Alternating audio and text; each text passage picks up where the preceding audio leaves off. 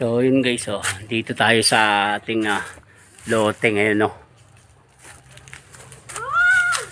Ay, nakakatuwa lang at merong nabuo kahit papaano na mapag-uumpisahan.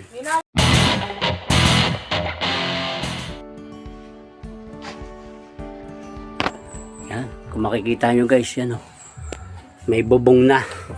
Yan lang yung bubong, luma rin yung nakabit natin kasi yung bubong naman nahingi kayo noon nung meron pang trade fair dito sa zone sa APAB. Nahingi ko sa isang tindahan kay Crisel Valencia Samson Valencia.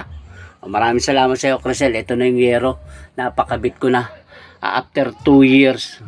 Kinalawang na lang din kasi na-stack ng matagal, pero maraming salamat sa bubong, no. Yung kahoy, nasira yung kahoy na una mong binigay sa akin dahil nakatagalan nga, hindi ko kagad nagawa.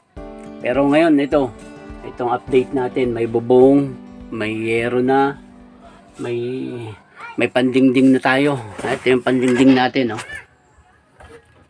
Yan, at dahil linggo ngayon at Happy Father's Day sa lahat, no? Lahat ng ama. Ito, nakabuo na rin tayo ng ating matitirahan para sa ating pamilya. At yun, maraming salamat sa mga nag-ano sa akin, nagme-message. Ang gaganda ng mga message nyo guys, na yan, yung sinasabi, may mga comment doon na nakaka-inspire.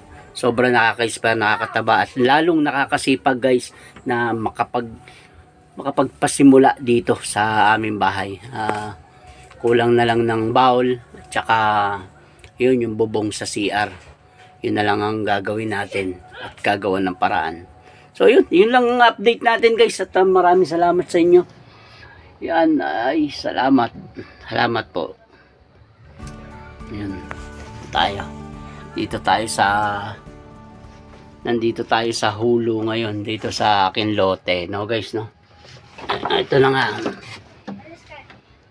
Yan. Mga ilang araw pa pwede nang tulugan to dito. Ang ano lang dito, walang kuryente pa, tsaka tubig. Maghahakot na lang ng tubig dyan sa ilog galing. Tapos yung kuryente, solar muna, solar light, at yun ang pag-iipunan natin para magkaroon tayo ng liwanag dito sa ating bahay. Maraming salamat guys, thank you.